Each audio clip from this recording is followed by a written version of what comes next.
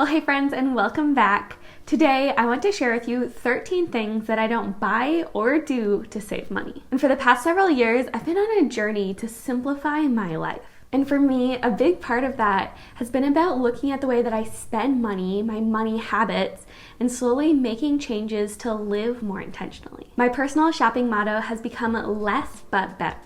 And that's hugely impacted what I choose to spend money on and what I choose not to. So today, I want to share with you a number of things that I may have bought in the past, but that I've since stopped buying so that I can save money and avoid accumulating clutter. And I'm excited to get right into this. So if you haven't already, make sure to hit that subscribe button below for more simple and intentional living videos coming at you twice a week.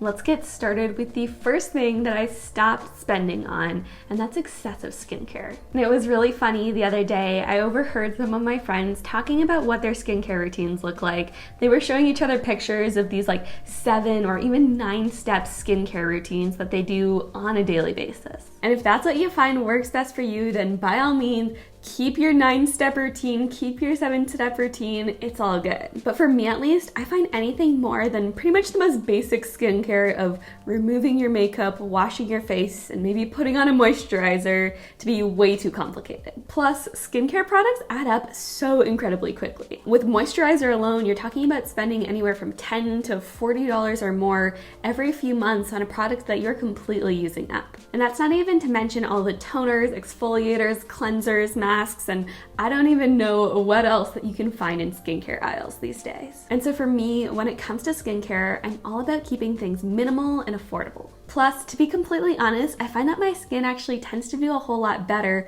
when I'm not using a lot of products on it. And I do fully recognize that as my skin begins to age more, I might start looking into and purchasing more skincare products that are designed to fight some wrinkles and anti-aging, even though I do think aging is something that we should embrace. But even with being open to adding a few extra products in the future if needed, I still really struggle to see myself ever having a super extensive skincare routine. I feel like I would just really struggle to do that consistently. It takes up a ton of time and costs just so much money. All right, and then the second thing that I don't spend money on is food delivery. And this is one of those purchases that I see so many people making and that I've made in the past as well, but that feels entirely avoidable. Typically, you're going to be paying at least $5 for food delivery, and in some cases, a whole lot more than that too. And there is a really easy solution to this one, and that's just to go and pick it up yourself. Not only can you save a lot of money, especially if you eat takeout fairly regularly, but also if you plan your trip to go pick up your food around an existing event, like you're going home from work, you're running errands, or something like that, you can also do this with very little effort involved as well. And so my husband and I pretty much universally avoid food delivery options as a way to save money, and then a way that we kind of go above and beyond in saving money is that we also avoid takeout on the whole too. We do have it occasionally still, but we generally prefer to cook from home as that's also often a whole lot cheaper than ordering takeout. So food delivery for us is a no-go, and it is one of those things that helps us to save. Okay, and then number 3 is a more recent one for me, and that's that I've stopped buying special occasion clothing. In the past, if I was attending a special event, whether that was a wedding, a party, a special church service like Christmas or Easter, what I'd often do was to buy an event-specific dress just for that occasion. I'd wear it once and then never wear it again. And not only do dresses and outfits like that tend to be on the more expensive side of just any category of clothing, but also when you break it down into the price per wear for that item, it ends up being astronomical. Because the thing is, I don't mind paying a bit more for an item that I know I'm going to get tons and tons of use out of. But the problem with these special occasion outfits that you wear one time is that you only wear them once. Maybe twice if you're lucky. And so to me, that feels like such a poor use of my money and resources, and I just knew that there had to be a better way to do it. And so last year, when I was trying to find some dresses for a couple Christmas and New Year's events that I was planning to attend, I decided to try renting those pieces rather than buying them. So I tried it once then, and immediately I was hooked. Ever since then, when I needed clothing for a specific event, I've just chosen to rent it instead, and it really has helped me to save money while still being able to have some really fun outfits and dresses to wear to these parties and fun events. So if, like me, you may have struggled with this one in the past, I highly recommend trying out renting.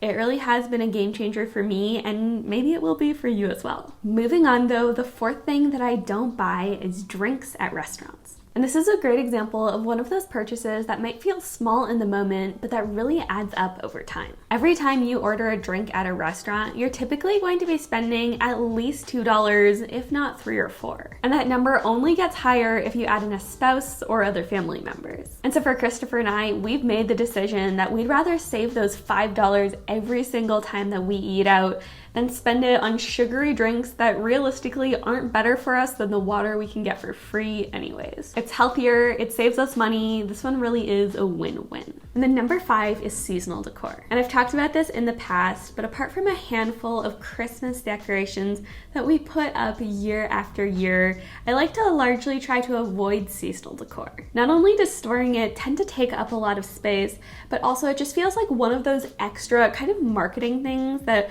companies just try to get you to spend money on for the sake of spending money. And honestly, I just don't feel like having tea towels or pillows or signs that say Easter, Halloween, Valentine's Day, or whatever other holidays there are out there really add all that much to a space. When I do decorate seasonally, it's usually just in the form of some fresh flowers, and honestly, I'm fine with just keeping it at that. But then next, number 6, is that I don't stay at hotels. 9 times out of 10, and honestly, it's probably something more like 10 times out of 10, if we're traveling, rather than staying in a hotel, we'll choose to stay in an Airbnb instead. And not only have I found Airbnb to typically be a whole lot cheaper than staying at a hotel, but also what I love about Airbnb is that you can find some really unique accommodations and experiences that you just couldn't get at a hotel. And so I love this one because yes, absolutely this one does save us money, but also I just enjoy the experience of being able to stay in a one-of-a-kind space more as well. We've stayed in Airbnbs in everywhere from Rome and Florence and Santorini to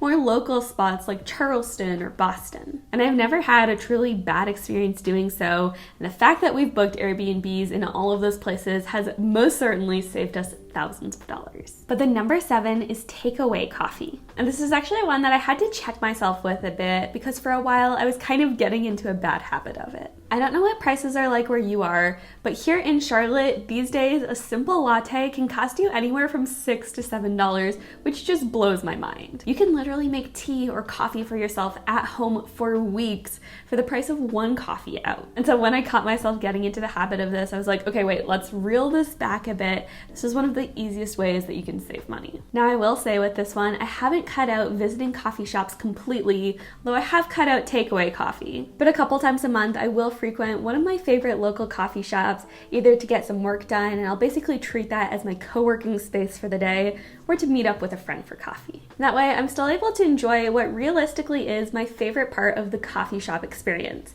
Not actually getting and drinking the coffee, but just being able to sit down and enjoy the vibes. All right, and then 8 is that I don't buy souvenirs when traveling. And for me at least, the best part of traveling is the memories that you make while you're away.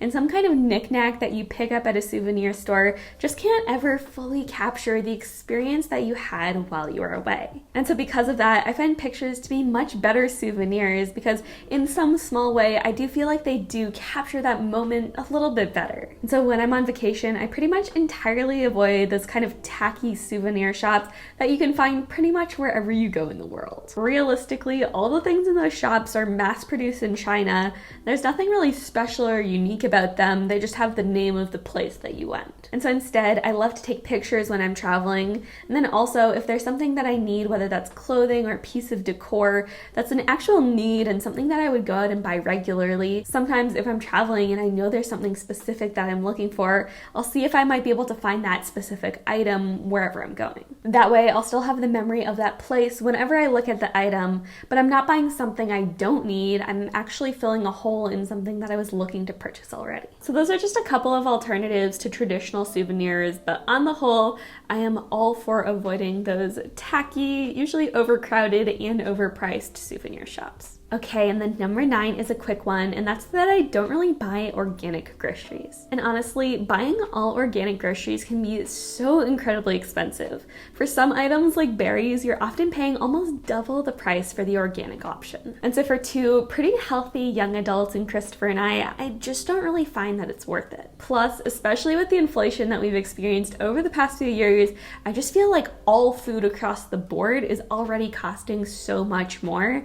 So I'm just not really looking to add to that by buying organic. I'm all about saving money where we can, and I feel like this is one of those easy ways where we can do that. And then 10 is designer clothing and accessories. And I think it's important to keep in mind that just because something has a designer label on it doesn't necessarily make it good quality. Sure, sometimes it does, but often you can find equally as good quality pieces without the designer label, and you're going to be able to save a lot of money by purchasing those rather than the one with the logo. Because after a certain point, you're not so much paying for an increase in quality as you are the specific label or the logo of the brand. And so when it comes to clothing and accessories, I've really found there to be a sweet spot in being able to invest in quality without the label attached. And I really have found trying to buy in that sweet spot, or even to buy secondhand in that sweet spot, an amazing way to be able to save money while also not compromising on that motto I shared earlier of buying less but better. Okay, and then 11 is that I don't spend money on manicures or pedicures. And I know so many people who spend literally hundreds of dollars a month just getting their nails done. And I am not anti-nail polish in any way, although I do try to opt for the non-toxic ones where possible. But I really do personally have a hard time justifying, me at least, spending hundreds of dollars a month just on nail polish. I'd rather travel, I'd rather save money for the future, heck, I'd even rather go to a restaurant and eat out somewhere rather than just have paint on my nails. And I totally get that for some people it's this very therapeutic and relaxing thing, and it's something that they look forward to every couple of weeks. But it just isn't that way for me, and I'm okay with that. It saves me money, it keeps things simple, and that's really a place where I like to be. Okay, and we've got 2 left here. The 12th thing that I don't buy is alcohol. And Christopher doesn't drink, period, so that really makes things easy. And I do drink, but I do so pretty infrequently. It's usually just a couple of times a month. And when I say a couple, I mean like 1 to 2. I never really drink by myself at home, and so the only time when I really do consume alcohol is socially. And so if one of our friends brings a bottle of wine to game night, I might have a glass, or if I'm going out with friends, I might have a cocktail. But it's very infrequent, and even when I do have some, you're pretty much never going to see me have more than 1 glass. And it's honestly a bit funny seeing the difference in the way that I consume alcohol versus some of the people around me. Charlotte is full of millennials, and like the thing to do here on the weekends is go to the brewery and consume way too much alcohol. Like I know people who just expect that they're going to blow hundreds every single weekend just drinking. And so really, just by choosing not to consume alcohol regularly, we're able to save so much money. And then finally, number 13 is that I don't buy multiples when I can just buy one. I feel like there are a lot of things that I used to purchase on a routine basis that I would just buy over and over and over again and spend a lot of money on, when instead there was an easy alternative where I could just buy one thing that would last for multiple uses. And so in the past few years, where possible, I've tried to save money by investing in one item that I can use again and again and again, rather than always having to go out and buy replacements. And a couple examples of this are I bought an insulated reusable water bottle that I could use to replace hundreds of disposable plastic bottles. I switched to wool dryer balls to replace the dryer sheets that I had been using. And I love drinking out of a straw, so I bought a pack of glass straws so I'd never have to buy plastic straws again. And with some of these, that initial investment in buying the reusable item did cost a bit more than the disposables. But in each and every one of those cases, over time, the result has been in our saving money. Sure, the first time it cost a bit more, but a few months or a few years in, the net result was savings. All right, well that's it. Those are 13 things that I don't do or buy to save money. And I really hope that this encourages and motivates you to take those small, faithful steps towards saving. What you're doing might not feel like much or might not feel that significant in the moment, but trust me, those small steps really do add up over time, can help you to save so much. Also, I do want to give a quick shout out to Ron Banks, who inspired me to make this video. He made such an incredible video on this topic, so I definitely encourage you to check that out, and I'll have that linked up for you in the description box below. Now though, I'd love to know, is there anything that you don't do or buy to save money? I'd love to hear about it, so let me know in the comments below. And of course, as always, make sure to give this video a like if you enjoyed it, and subscribe if you haven't already for more simple and intentional living videos coming at you twice a week. Oh, and one final note, I am so sorry if the lighting in this video was all over the place. We've had the sun coming in and out of the clouds the entire time I was filming, which makes it really hard to film a consistently lighted video, so if it felt like it was changing a lot, that's why. The sun just wasn't quite cooperating with us today. But that's everything for today's video, so until next time, I hope you have an amazing day.